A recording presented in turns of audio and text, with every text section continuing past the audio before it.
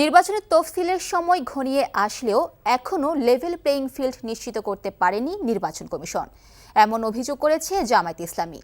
দুপুরে নির্বাচন কমিশনের সাথে বৈঠক শেষে দলটি জানায়, রমজানের আগেই জাতীয় নির্বাচন সম্পন্ন করবে ইসি। এদিকে ইউরোপীয় ইউনিয়নের সাথে বৈঠক শেষে জামায়াত আমির বলেছেন, কোনো কারণে নির্বাচনের সময় পেছালে গভীর সংকটে পড়বে দেশ। উবাইদুল্লাহ মামুনের রিপোর্ট।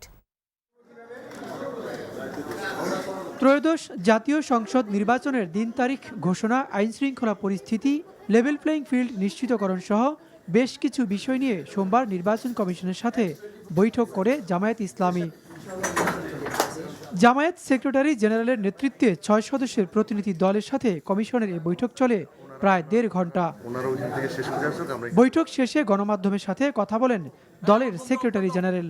আইন শৃঙ্খলার যে মাঝে মাঝে গুরুতর অবনতি আমরা দেখছি, একটা দলের সবার উপরে অন্য দলের হামলা, ইভেন নারীরাও তাদের গণসংযোগে গিয়ে তারাও নির্যাতিত নিপীড়িত হচ্ছে, হামলার শিকার হচ্ছে। নির্বাচনের লেভেল প্লেইং ফিল্ড সম্পর্কে নিশ্চিত করতে পারেননি এবং পারেননি যে বিদ্যমান প্রশাসনিক অবস্থার কিছু তথ্য প্রমাণ স্পেসিফিক আমরা ওনাদের সামনে তুলে ধরে বলেছি যে এই অবস্থা থাকলে এটাকে আমরা লেভেল প্লেইং ফিল্ড হিসেবে গ্রহণ করব না।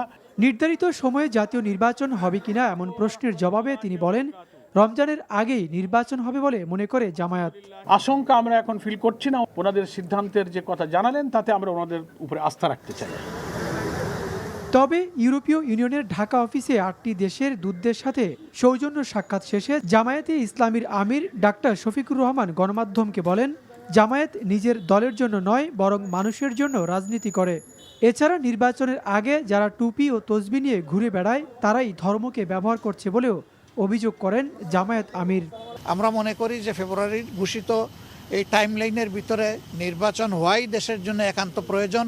এর সামান্য কোনো ব্যত্যয় ঘটলে দেশ দারুণভাবে ক্ষতিগ্রস্ত হবে। আমরা ধর্মকে ব্যবহার করি না। ধর্ম ব্যবহার করলে কে করে সেটা আপনারা ভালো বুঝেন।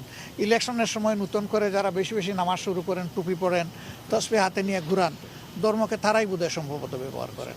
একই দিনে গণভোট ও জাতীয় নির্বাচন নিয়ে শঙ্কা আছে বলেও মনে করেন তিনি। Ubaidullah Mamun, NTV news, Dhaka.